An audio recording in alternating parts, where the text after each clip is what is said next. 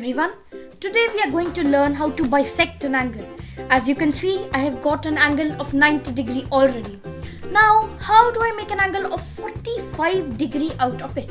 Let us learn how to bisect 90 degree, because 45 degree is equals to 90 degree divided by 2.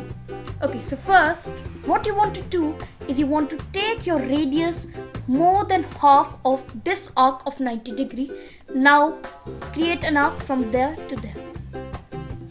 Now, take the same radius and place it right here and then create another arc.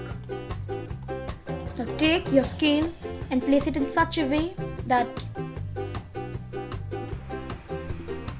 it should go through both the points, the point of intersection and the point where we started.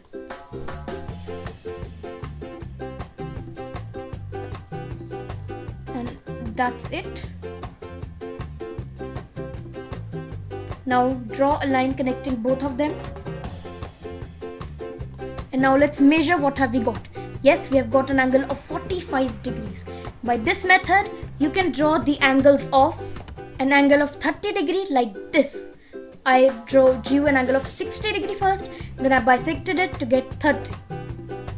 And a lot more angles like 15 degrees and 75 degrees and much more. Thank you.